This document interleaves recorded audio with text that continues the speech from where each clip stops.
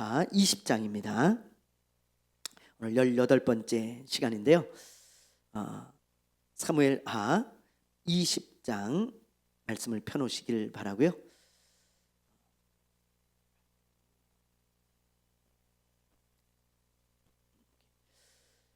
자, 사무엘하 20장입니다. 지난주에는 반란을 일으켰던 이제 압살롬이 죽었어요. 그리고 다윗이 예루살렘으로 다시 돌아오는 그런 이야기를 우리가 봤습니다. 다윗이 왕이었는데 왕의 자리에서 잠깐 물러나 있다가 다시 돌아오는 걸 보면서 예수님의 재림에 관한 말씀을 우리가 나누었죠. 예수님은 반드시 재림하십니다. 다윗이 다시 돌아온 것처럼 예수님은 반드시 돌아오세요. 그런데 그 돌아왔을 때 여러 부류의 사람을 만나잖아요. 주님이 재림하실 때도 그럴 것 같아요. 여러 부류의 사람이 예수님을 만날 것 같습니다. 충성스러운 사람, 주님이 기뻐하시는 사람, 주님께 감동이 되었던 사람, 그런 사람들은 주님께서 바르실레처럼 상을 베풀어 주실 것이고, 그러나 시므이나 시바처럼, 그렇죠? 세상과 짝하며 주님을 기다리지 않고 믿음을 지키지 않은 사람들, 그런 사람들에게는 부끄러움과 수치가 있을 거예요. 그러니까 우리가 그런 것들을 보면서 주님은 다시 오시고 다윗처럼 다시 우리가 만날 때가 있구나, 그것을 기억하시며 살아가셨으면 좋겠습니다. 그래서 지난주에 이제 그런 말씀들을 나누었고요. 오늘은 이제 다윗이 예루살렘으로 돌아왔을 때 일어난 일들, 그런 것들을 살펴보려고 합니다. 다윗이 왕의 자리로 복귀를 했는데 잠시 후에 또 반란이 일어나요. 다윗은 진짜 고난이 참 많았던 사람이에요. 어떻게 자기 아들이 반란을 일으켜가지고 그렇게 고난을 당하고 도망을 다녔는데 또 반란이 일어났을까요? 참 어려운 삶이 계속해서 펼쳐지는 다윗입니다. 자, 우리 한번 봅시다. 20장 1절에서 2절 우리 한번 읽어볼게요. 시작. 마침 거기에 불량배 하나가 있으니 그의 이름은 세바인데 베냐민 사람 비그리의 아들이었더라.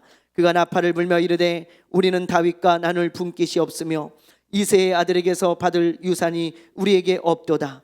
이스라엘아 각각 장막으로 돌아가라 하매 이에 온 이스라엘 사람들이 다윗 따르기를 그치고 올라가 비그리의 아들 세바를 따르나 유다 사람들은 그들의 왕과 합하여 요단에서 예루살렘까지 따르니라. 아멘. 여기 보면 베냐민 사람 세바가 반란을 일으키잖아요. 이스라엘의 초대 왕인 사울이 베냐민 지파 사람이에요. 그래서 베냐민 지파에서는 아직까지 사울을 잊지 못하고 사울을 지지하는 세력들이 종종 있었어요. 그런 사람이 시므이였고요. 시므이, 다윗을 막 저주했던 사람 있잖아요. 그 베냐민 사람입니다. 그리고 지금 이 세바도 베냐민 사람이라 그랬어요. 그러니까 사울에게서 왕의 자리를 빼앗았다고 생각하고 자기 지파의 왕이 계속 이어져야 되는데 그렇지 못한 걸 보면서 이제 반란을 일으키고 다윗을 저주하고 이런 것을 보게 되어집니다. 자, 이 세바도 이제 베냐민 지파 출신인데 북쪽 지파 사람들을 이제 선동해 가지고 그런 반란을 일으키는 것을 보게 되어집니다. 자, 그러니 어떻게 하겠어요? 다윗의 입장에서는 진압을 해야 됩니다. 그냥 놔두면 이게 걷잡을 새 없이 커지기 때문에 반란이 빨리 막아야겠죠. 그래서 이제 군대를 소집하는데 누구에게 군대를 소집하는 그 막중한 임무를 맡기냐면 압살롬의 군대 장관이었던 아마사에게 맡깁니다. 자, 우리 한번 볼까요? 4절 말씀 한번 볼게요. 4절 시작. 왕이 아마사에게 이르되 너는 나를 위하여 3일 내로 유다 사람을 큰 소리로 불러 모으고 너도 여기 있으라 하니라. 다윗이 압살롬의 편에 섰던 사람들을 아무 조건 없이 다 받아주잖아요. 그때 받아준 사람이 바로 압살롬의 군대 장관이었던 아마사입니다. 그러니까 압살롬과 함께 반역을 해가지고 장군이 되었던 사람인데 이 사람을 아무 조건 없이 받아준 거예요. 이제 나라를 하나로 엮어야 되니까 다윗은 이제 다 용서했어요. 그래서 다윗이 이제 장군으로서 픽업을 했는데 뭐 아무 일도 안 맡기면 안 되잖아요. 뭔가를 일을 맡겨야 되잖아요. 그래서 아마 이 아마사에게 시킨 것 같아요. 그런데 그것보다 더 중요한 이유가 있습니다. 원래 이렇게 군대를 모집하는 이 일은 총사령관인 요압이 해야 돼요. 요압이 총사령관이잖아요. 근데 다윗은 요압을 신뢰하지 않아요. 그렇죠? 뭐 일은 요압이 훨씬 잘해요. 능력도 훨씬 좋습니다. 그리고 경험도 훨씬 많아요. 요압에게 시키면 척척척척 일은 굉장히 잘해. 그러나 항상 자기 멋대로, 정말 자기 마음대로 하는 이 요압이 다윗은 싫은 거예요. 압살롬을 죽이지 말라고 그렇게 부탁을 했는데 자기 멋대로 찔러 죽였잖아요. 이런 적이 한두 번이 아닙니다. 사울의 군대 장관이었던 아브넬도 다윗이 받아줬는데 자기 멋대로 찔러 죽이잖아요. 그렇죠? 그리고 압살롬도 죽이고, 뭐 이렇게 다윗의 마음을 아프게 한 적이 한두 번이 아닙니다. 그러니까 다윗의 입장에서는 이제 더 이상 요압을 쓰고 싶지가 않고 신뢰하고 싶지가 않은 거예요. 예? 그러니 이런 모습을 보면서 누가 기분이 나빴겠어요? 요압이 기분이 나쁘죠. 그렇죠? 아니 자기에게 맡겨야 될 일을 저 반란군의 편에 섰던 저 아마사에게 맡기니까 당연히 기분이 나쁘죠. 그런데 요압은 자기 자신을 돌아봤어야 해요. 그렇죠? 왕이 갑자기 왜 저럴까? 내가 총사령관인데 왜 나한테 맡기지 않고 저 사람한테 맡기지? 그러면서 자기 자신을 좀 돌아봤으면 좋겠는데 요압은 죽어도 그러지 않습니다. 그러면서 오히려 일을 가는 거예요. 두고 봐라, 두고 봐라, 그러는 거예요. 어쨌든 그런 상황입니다. 근데 아마사가 약속된 3일 동안, 다윗이 3일 동안 군사를 모아가지고 반란군을 진압하라 그랬거든요.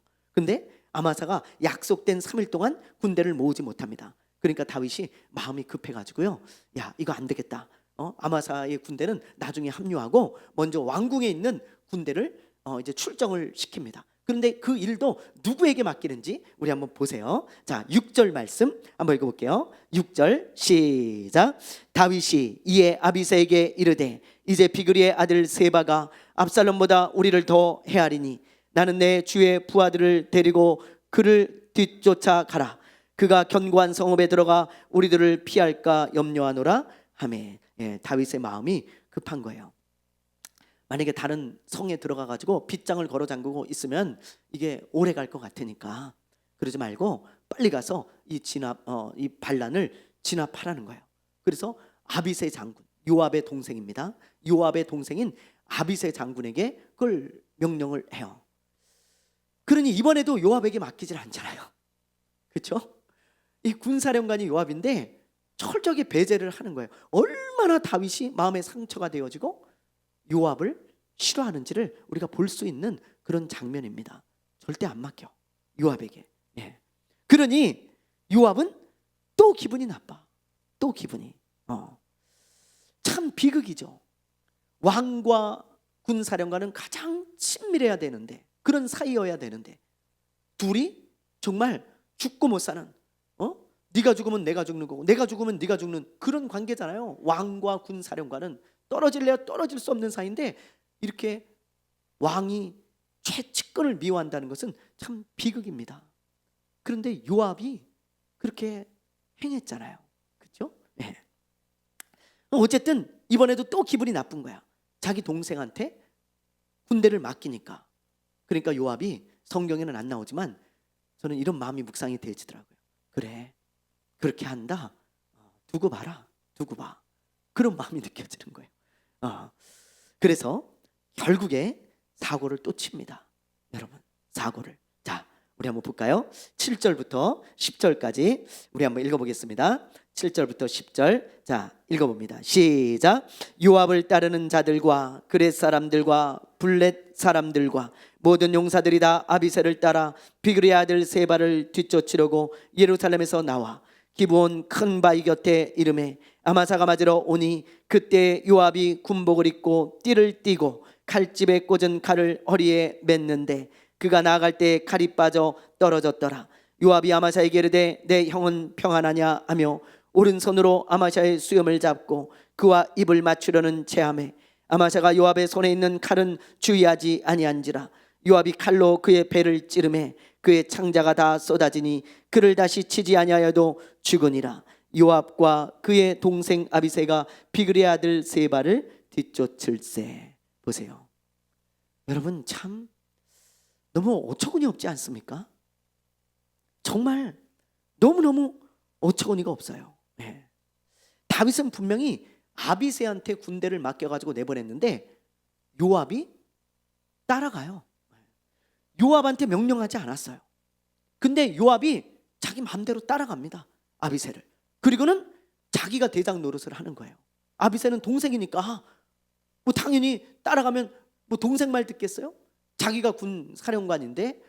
그러니까 자기가 진두지휘를 하고 자기가 사령관 역할을 하는 거예요.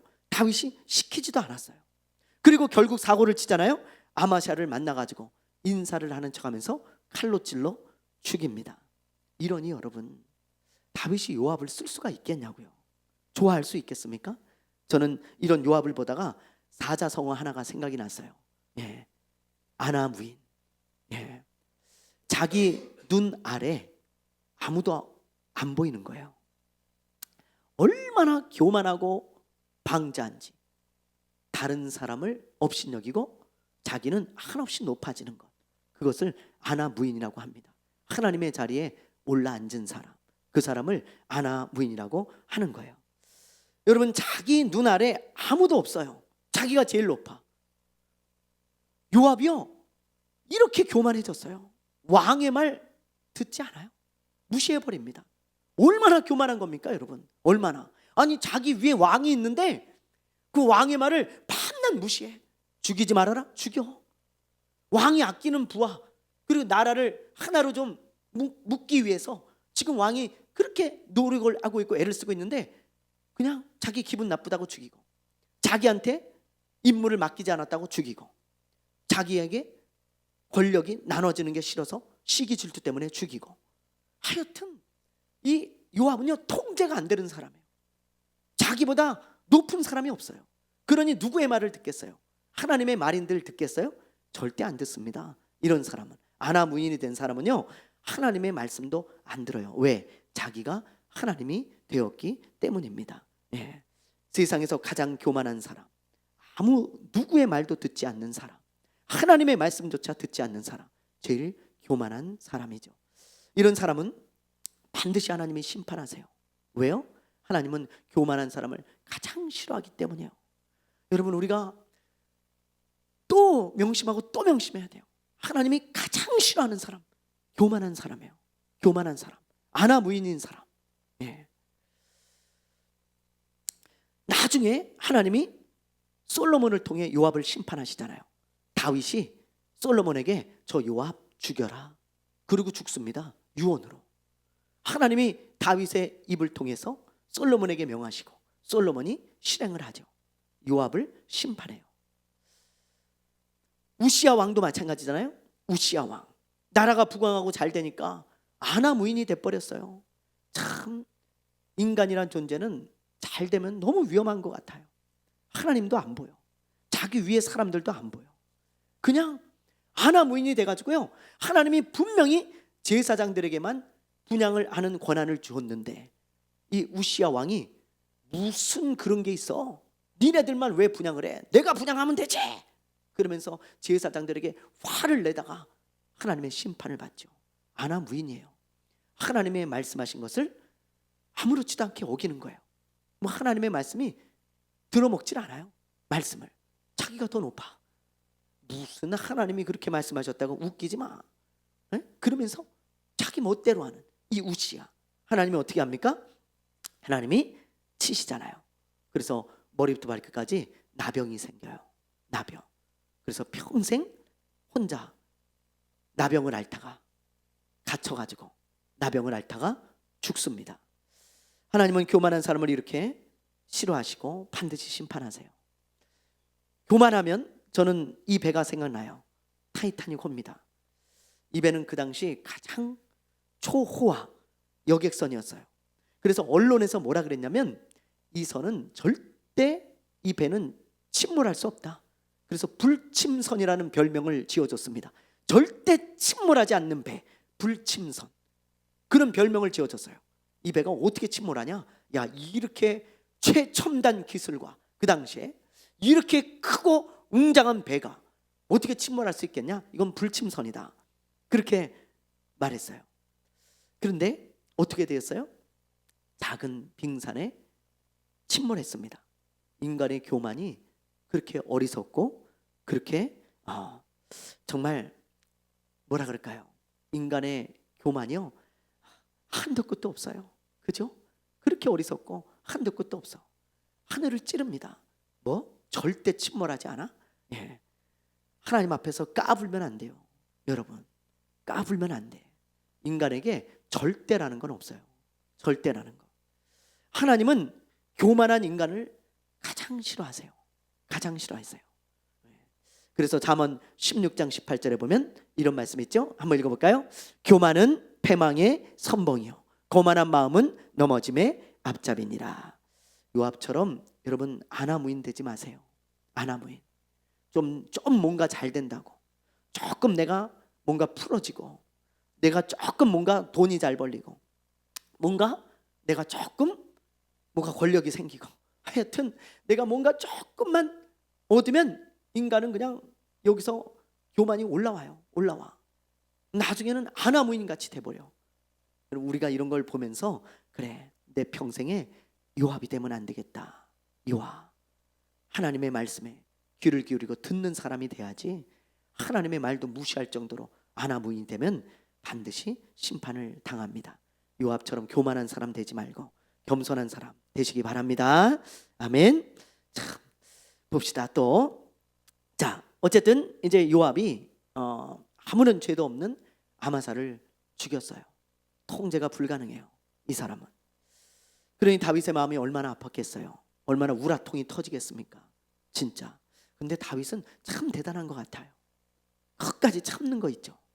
야, 저 같으면 죽이라 그랬었던지, 뭐 그냥 직책을 빼앗던지 그냥 막 그랬을 텐데, 야, 다윗은 또 끝까지 참더라고 보니까.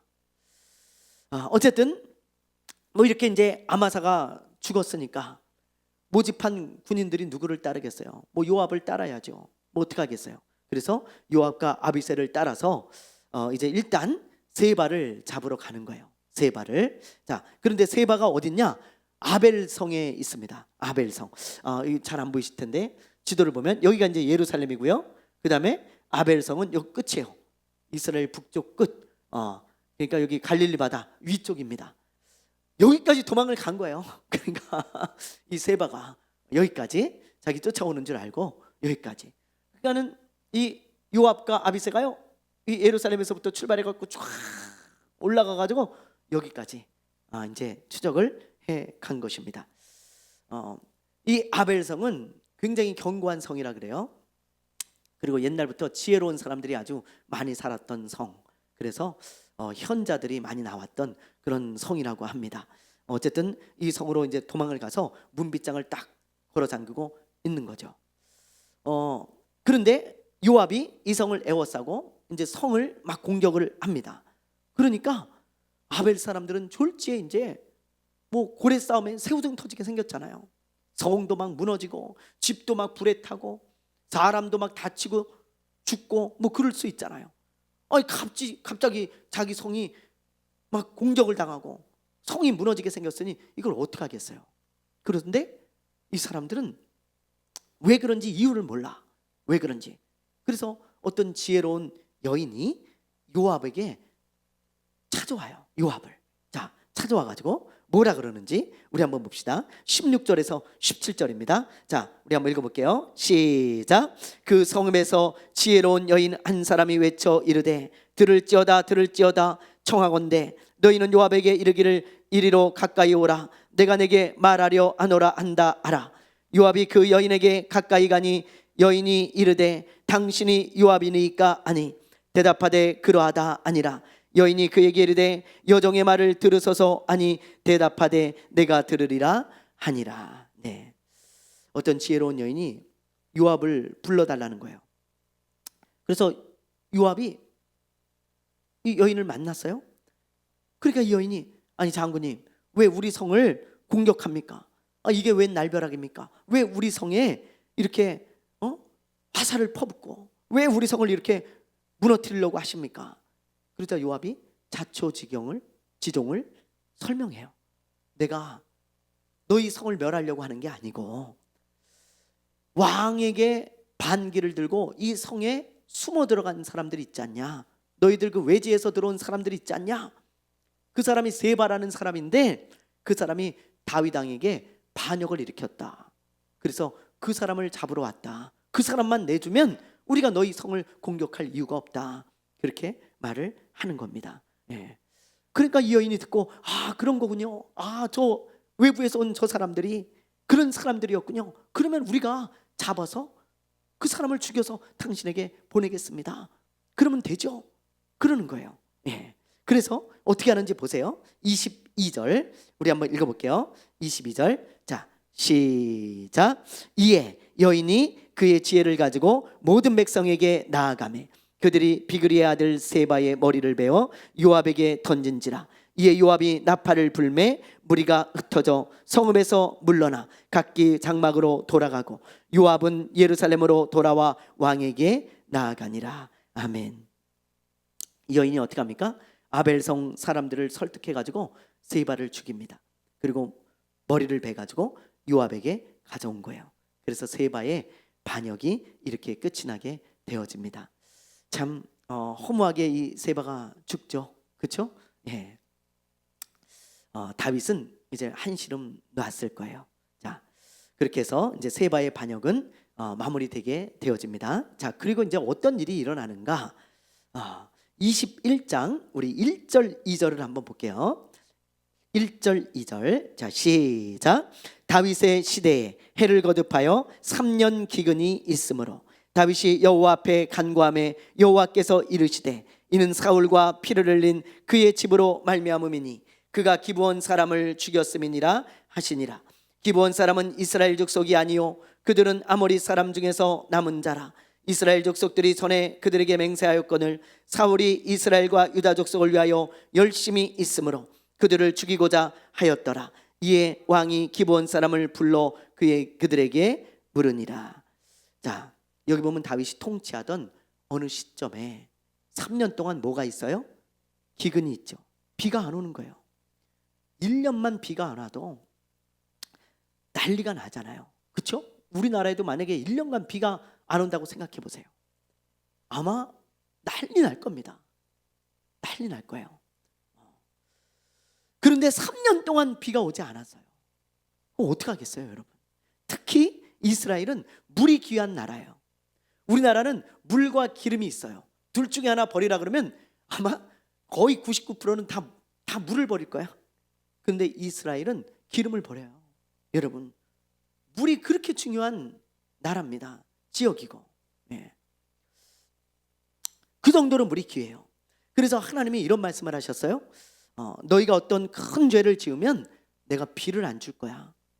그때 너희 자신을 돌아봐라. 하나님 앞에 무슨 죄를 지었는지, 그리고 회개하고 돌이켜야 비를 줄 거야. 그런 말씀을 여러 군데 하셨어요. 그래서 이스라엘 사람들은 비가 계속 안 오잖아요. 그럼 뭘 생각할까요? 네, 하나님의 징계를 생각하는 거예요. 이스라엘 사람들의 가지고 있는 특징이에요. 비가 안 와. 그러면 하나님의 말씀이 떠오르는 거야. 우리가 뭔가 범죄를 했나 보다. 하나님 앞에 기도하자, 회개하자. 그러면서 비가 오기를 하나님 앞에 간구하는 거죠. 다윗도 지금 그랬다는 거예요. 지금 말씀 보세요. 1절에 보니까 다윗 시대에 해를 거듭하여 3년 기근이 있으므로 다윗이 여호와 앞에 간구하매. 하나님께 다윗이 기도했어요. 왜? 그 말씀이 생각난 거예요.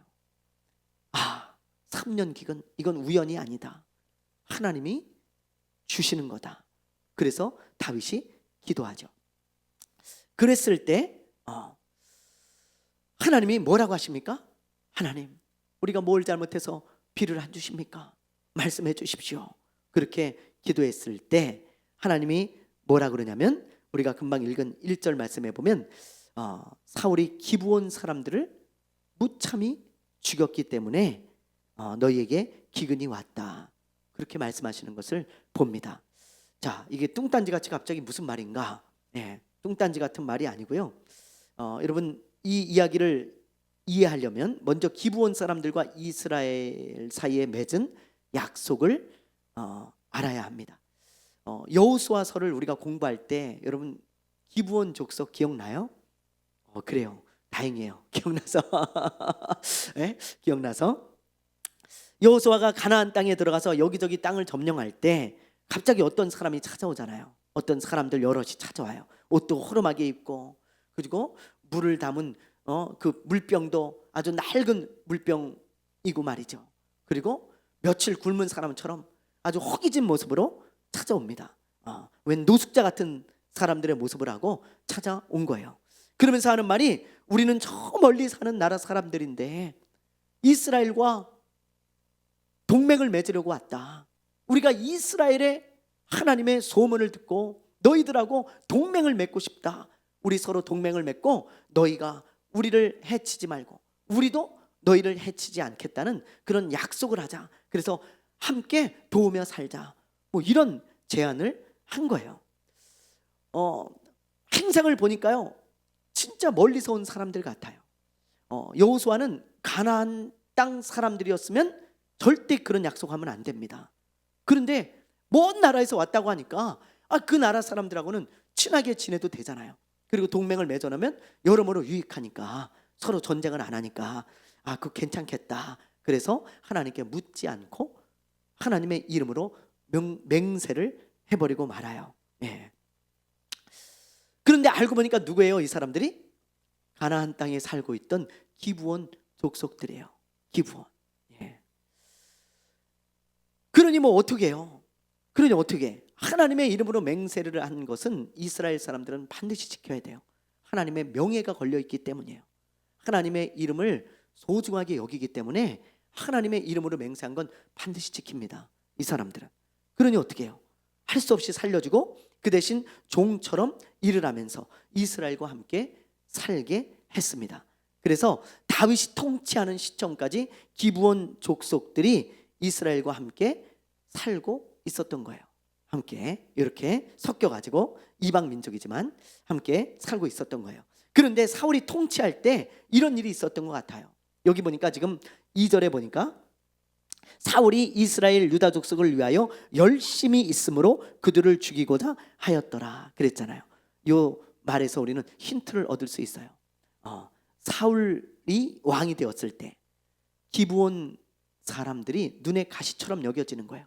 아니, 이스라엘 사람들만 살아야 되는 이스라엘 땅에, 아니 저 가나안 족속 이방인들이 저렇게 자리를 차지하고 땅을 차지하고 저렇게 살아가고 있는 게 보기 좋지가 않은 거예요. 한두 명도 아니고 그것도 때를 지어서 살고 있어요. 마치 외국에 나가면 한인 타운이 있잖아요. 그것처럼 기브온 타운이 생긴 거예요. 기브온 타운이 생겨가지고 자기들끼리 잘 먹고 잘 살아. 이스라엘 땅에서. 그러니까 이 사울이 그게 마음에 들지 않아가지고 저놈들 죽여야겠다 그렇게 생각하고 이스라엘을 위한 열심을 내가지고 기브온 사람들을 다 죽이려고 했던 것 같아요. 그 내용이 성경에는 나오지 않아요. 그런데 지금 여기 처음 나오는 거예요. 그래서 어떻게 죽였는지, 얼마나 죽였는지 모르겠지만 어쨌든 죄 없는 기브온 사람들이 많이 죽었습니다. 사울이 죽인 거야. 다 죽이지 못했지만. 그러자 기브온 사람들이, 여러분 어떻게 했을 것 같아요? 그런 일이 일어나자 기브온 사람들이 어떻게 했을까요? 데모를 할까요? 아니면 세바처럼 반역을 일으킬까요? 그렇게 못해요. 이 사람들은 이스라엘 땅에 얹혀 사는 소수 민족이잖아요. 그렇죠? 뭐 예를 들면 우리나라 저기 중국의 조선족들이 아무리 탄압을 해도 그 뭐 반란 일으킬 수 있겠습니까? 금방 진압되죠. 금방. 소수 민족이기 때문에 그런 힘이 없습니다. 오히려 그랬다간 죽을 명분만 더 늘어나는 거예요. 만약에 사울이 저거 봐라, 저놈들 그냥 냅뒀다가는 저렇게 반란이나 일으키고 우리를 몰아내고 결국은 자기들이 차지할 거야. 그러니 죽여야 된다. 그러면서 죽일 수 있는 명분만 더 마련해 주는 거예요. 그러니 뭐 어떻게 해요? 이들이 할 수 있는 게 뭘까요? 가만히 생각해 봐요, 여러분. 이들이 이런 억울한 일을 당했어요. 아무 죄 없는 사람들이 막 죽어나갑니다. 자기 가족들, 아내, 남편, 자녀, 부모 다 죽어나가요. 이웃, 친척. 뭐 했을까? 딱 떠오르더라고. 저는 금방 기도했어요. 이 사람들은 이스라엘 땅에 살면서 하나님을 믿어요. 기도했어요. 하나님, 우리의 억울함 아시죠? 분명히 하나님의 이름으로 저들이 우리를 해치지 않겠다고 맹세했는데 사울이 그걸 어기고 우리를 무참히 죽이고 있습니다. 너무 억울하고 원통하고 고통스럽습니다. 그러니 우리의 이 억울함을 풀어주세요. 그러면서 밤낮 기도하는 거예요. 이 사람들이. 그러니 하나님이 이들의 억울한 기도를 들으실까요? 안 들으실까요? 들어요? 안 들으세요? 지금 들으셨잖아요. 오늘 말씀이 그 말입니다. 이거 엉뚱한 이야기가 아니고 그런 말씀인 거예요. 그래서 하나님이 피를 안 주신 거야. 이 억울한 사람들의 이 기도를 들으시고 불의한 재판관도 과부의 억울함을 들어주셨는데 의로우신 재판장 우리 하나님께서 이들의 억울한 기도를 듣지 않으시겠습니까? 그래서 다윗에게 말씀해 주시고 그들의 억울함을 풀어줘야 내가 너희들에게 복을 주겠다는 거죠. 예. 그래서 다윗이 기브온 사람들을 불러서 물어요. 자, 3절 말씀 한번 읽어보겠습니다. 시작. 다윗이 그들에게 묻되 내가 너희를 위하여 어떻게 하랴? 내가 어떻게 속죄하여야 너희가 여호와의 기업을 위하여 복을 빌겠느냐 하니. 예. 다윗이 묻잖아요. 너희들이 억울해하는 그 기도를 하나님이 들으셨다. 그래서 하나님이 나에게 말씀하셨다. 너희들의 억울함을 풀어주라고. 그러니 내가 어떻게 하면 너희들의 억울함이 풀리고 너희가 이스라엘을 위하여 축복하며 기도하겠냐? 내가 다 들어줄게. 말해봐라. 그러자 이 사람들이 뭐라고 그러는지 아세요? 참 놀라운 말을 하더라고요. 뭐라 그러냐면 우리의 억울함은 돈으로 풀 수 없습니다. 돈 예를 들면 몇 천억 줘가지고 이 억울함을 풀어라 그런다고 풀리지 않습니다. 그럼 어떻게 해야 되냐? 사울의 집안에서 7명을 우리에게 넘겨주십시오. 그러면 우리가 그 사람들을 목매달아 죽이겠습니다. 그러면 더 이상 이스라엘 사람들이 우리를 죽이려고 하지 않을 겁니다. 그 약속을, 그 맹세를 생각하고 하나님이 이렇게 우리의 억울함을 풀어주신 것을 보고 우리를 더 이상 이 땅에서 몰아내거나 죽이려고 하지 않을 겁니다. 그런 말을 하는 거예요. 여러분 너무 참 무서운 말이죠. 그렇죠? 네. 죄는 사울이 지었는데 사울의 자손 중에서 7명이 또 죽어야 돼요. 다윗이 한참을 생각하다가 그들의 말을 들어줍니다. 그래, 그게 너희들의 억울함이 푸른 길이라면 그렇게 해라. 그러면서 자, 누구를 넘겨주는지 한번 보세요. 자, 8절에서 9절이에요.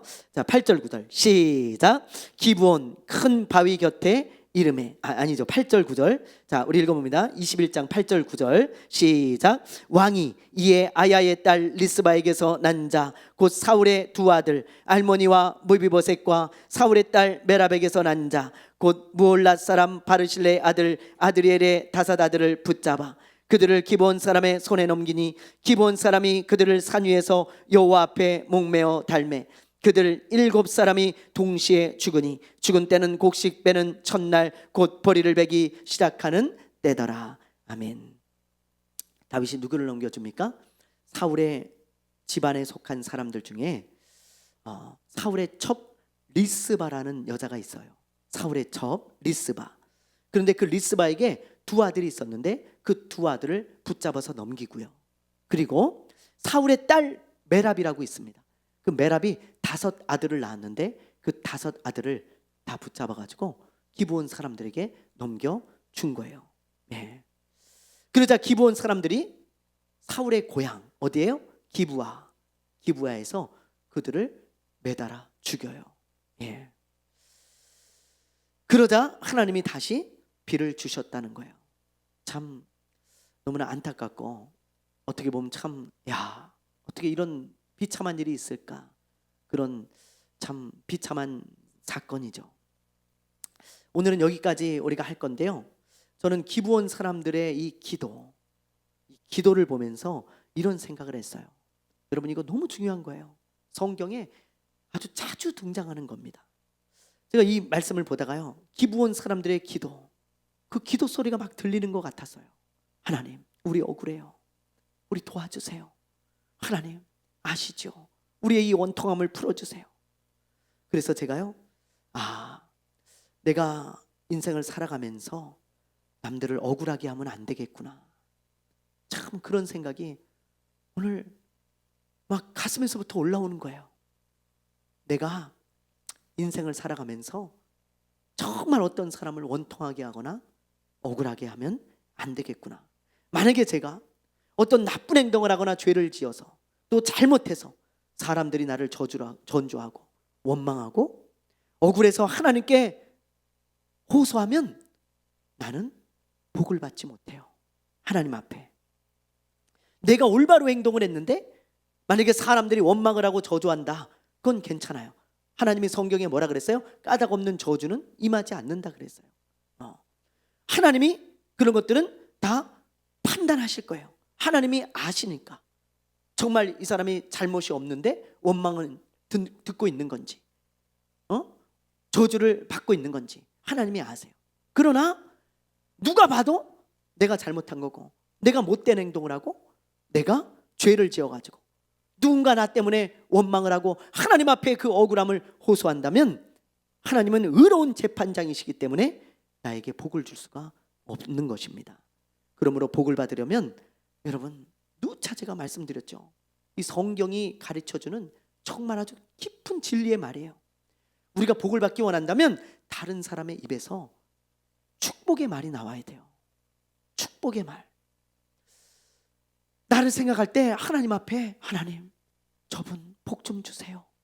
이런 사람, 이런 사람에게 하나님이 복을 한없이 부어주시는 거예요. 근데 나를 보면서 하나님 나 저 사람 때문에 억울해 죽겠어요. 원통해요. 하나님 저 사람 정말 벌해주세요. 그런 기도가 나오고 그런 말이 나오면 하나님이 나를 복 줄 수가 없는 거예요. 여러분 이걸 꼭 기억하셔야 됩니다.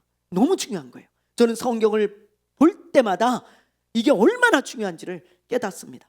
예를 들어 룻기에 나오는 여러분 보아스를 보세요. 보아스가 부자잖아요. 그래서 수많은 종들이 있었는데 저는 참 이 보아스를 보면서 놀라운 게 그 종들이 하나같이 하는 말이 뭐예요? 하나같이 하는 말이 하나님 우리 주인님 보아스 복 좀 주세요.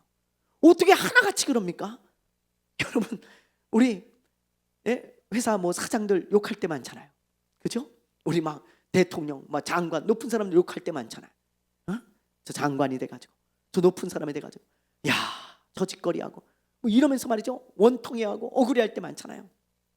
그런데 이 보아스는 어떻게 된 게 자기 종들이 다 하나님께 기도를 올려드려. 어떤 기도를요? 하나님 나 저 사람 때문에 원통해요. 월급도 안 주고요. 우리 학대하고요. 우리 못 살게 굴고요. 우리 일만 부려먹어요. 이런 게 아니고 하나님 나 저런 주인 정말 만나게 해주신 거 감사합니다. 복 좀 주십시오. 하나님 우리 주인한테 복 좀 주십시오. 다 그런 기도를 하는 거예요. 그러니 여러분 하나님이 어떻게 보아스에게 복을 안 주시겠어요? 어떻게? 사람들의 입에서 하나님 저 사람 복 좀 주세요 계속 그런 말과 기도가 나오는데 어떻게 하나님이 복을 안 주시겠냐고요. 복을 주실 수밖에 없잖아요. 다윗도 이걸 알고 있었어요. 이걸. 그래서 기브온 사람들에게 이런 말을 한 거예요. 자, 3절을 다시 한번 볼게요. 한번 읽어보세요. 자, 우리 한번 3절 다시 한 번만 읽어볼게요. 시작. 다윗이 그들에게 묻되 내가 너희를 위하여 어떻게 하랴? 내가 어떻게 속죄하여야 너희가 여호와의 기업을 위하여 뭐를 빌어요? 뭐를 빌어요? 복을 빌겠느냐. 그러니까 다윗의 말은 너희들이 지금 억울해서 원통해서 기도하고 있는데 어떻게 내가 해주면 그 기도가 바뀌어서 이제 하나님 이스라엘의 복을 좀 주세요. 이스라엘이 잘 되게 해주세요. 그렇게 기도하겠냐 이 말이에요. 제가 이 3절을 보다가 다윗도 이걸 알고 있었구나. 사람들이 다 이스라엘을 복 달라고 기도할 때 하나님이 그 기도 소리를 들으시고 복을 주시는 거지. 나 이 사람들 때문에 원통해요. 이 이스라엘 땅에 살고 있는 그 나그네들이 그렇게 호소하고 하나님 앞에 기도하기 시작하면 이스라엘을 보시면서 하나님이 복을 줄 수가 없어요. 여러분, 다윗이 이걸 아는 거예요. 얼마나 지혜롭습니까, 다윗이. 그래서 너희들에게 어떻게 해주면 너희들의 기도가 이제 복을 구하는 기도가 되겠냐, 그렇게 말을 한 거죠. 여러분, 얼마 전에 인터넷 기사를 보다가요, 전두환 전 대통령의 유골이 아직도 안치할 곳이 없다는 그런 기사를 읽었습니다. 모르죠. 뭐 지금은 어디다 뭐 몰래 묻었는지 뭐 모르겠지만, 그때 제가 봤을 때는 아직까지 2년이 지났는데도 아직까지 공식적으로 유골을 안치하지 못했다는 거예요. 2023년에 파주에 묻으려고 하다가 주민들의 반대에 부닥쳐가지고 무산됐잖아요. 땅 주인도요, 그걸 알고요, 땅 안 판다고, 자기가 몰랐다고, 전두환 대통령 묘를 만든다고 하니까 죽어도 안 판다고 땅. 그래가지고 무산됐어요. 국회의장과 시장까지 나서가지고 결사 반대를 했습니다. 절대 파주에 저 학살자의 무덤이 생기면 안 된다, 그러면서 데모를 하고 뭐 그랬죠. 예. 전두환 대통령이 그랬다고 합니다. 전 대통령이죠. 예, 북한이 보이는 곳에 묻어달라고. 나중에 통일이 되면 자기가 그걸 꼭 보고 싶다고. 그래서 북한이 바라다 보이는 곳에 묻어달라고, 그게 소원이었대. 근데 안타깝지만 그 소원은 안 이루어질 것 같아요. 예. 이 사람이요, 다른 사람의 피눈물을 너무 많이 흘리게 했잖아요. 그렇죠? 예. 아무 죄 없는 사람들이 정말 수도 없이 억울하게 죽었어요. 그 죄 때문에 죽어서도 환영하는 사람이 한 사람도 없어요. 죽었는데도 사람들이 용서하질 않아. 죽으면 그래도 조금 긍휼히 여기는 마음이 있을 텐데 그런 마음이 전혀 들지 않는 거예요. 그래서 그 사람들뿐만이 아니라 이 사람뿐만이 아니라요, 이 사람의 가족들조차도 지금 얼마나 고통을 당합니까? 전두환의 후손이라 그러면 아주 치를 떨어요. 치를 떨어. 네. 무죄한 사람들을 총칼로 죽인 그 사람들의 가족들이 하나님께 호소하는 거예요. 원망과 저주, 억울함, 이런 것들을 다 호소하고 말이죠. 네. 아마 제가 볼 때 이분의 그 가족들, 자손들, 이거 회개하고 사람들에게 용서를 구하지 않는 한 복을 못 받습니다. 여러분, 사람들의 입에서 전두환 대통령의 가족들을 축복하는 말이 나와야, 그래야 그때 비로소 복이 임할 거예요. 그런데 사과 한마디 하지 않고 이렇게 죽고 사과 한마디 하지 않으니 누가 이 사람들을 축복하겠어요? 다 원망하고 억울해하고 저주하고. 그러니 하나님이 그 소리를 듣고 계셔, 사람들의 원망과 억울한 소리를. 그러니 하나님이 이 가정에 어떻게 복을 주시겠냐고. 어떻게 복을 받으려면 돌이켜야 돼요. 용서를 구하고. 그래서 사람들의 입에서 이들을 긍휼히 여기는 말이 나오고 축복된 그런 말들이 조금씩 나올 때 하나님이 이 사람, 이 가정에 복을 조금씩 주실 거예요. 그런 생각이 들더라고요. 우리도 이런 것을 보면서 깨달아야 됩니다. 여러분, 하나님의 법칙은 예외가 없어요. 어떤 사람이든 사람들의 입에서 나를 원망하고 나를 저주하고 나 때문에 억울하다는 기도를 하나님 앞에 끊임없이 올려드리는 그런 사람이라면 복받을 생각하면 안 돼요. 하나님 절대 복 안 주세요. 예. 복받는 사람은 사람들의 입에서 축복하는 말과 기도가 나오는 사람이 돼야 하는 것입니다. 여러분, 이거 너무 중요한 거예요. 저는요, 자자손손 복받길 원해요. 다윗의 가정처럼 우리 가정이 그렇게 복받았으면 좋겠어요. 또 우리 사랑하는 성도들의 가정이 그렇게 복받았으면 좋겠어요. 아멘이죠? 예, 그러면 꼭 이 말씀을 기억하세요. 사람들의 입에서 나를 축복하는 소리가 나올 수 있도록 하나님, 아무개 집사님 복 좀 주세요. 아무개 권사님, 아무개 장로님, 아무개 목사님, 아무개 사모님, 하나님 저분 복 주셔야 됩니다. 그런 말이 나오도록 여러분, 우리가 그런 복된 사람이 되기를 바랍니다. 아멘, 아멘. 오늘 이 말씀을 기억하며 우리 기도했으면 좋겠습니다. 하나님, 사울의 이 죄 때문에 기브온의 사람들이 억울해하며 하나님께 기도했습니다. 그때 하나님이 사울의 가정에 복을 걷어가시고 이스라엘조차도 복을 받지 못했습니다. 근데 하나님께서 이걸 보면서 우리도 깨달으라 하십니다. 하나님, 우리를 보면서 사람들의 말이 어떨까요? 사람들의 기도가 어떨까요? 돌아보게 하시고, 하나님, 나를 아는 자들마다, 내 주변에 있는 사람들이 나로 인하여 하나님께 복을 구하는, 나로 인하여 행복해하며 하나님께 복을 구할 수밖에 없는 그런 사람이 되어 자자손손 하나님이 주시는 복을 누리게 하옵소서. 우리 이 시간에 우리 결단하며 또 이 말씀을 마음에 품고 잠시 기도하는 시간을 갖도록 하겠습니다. 주여!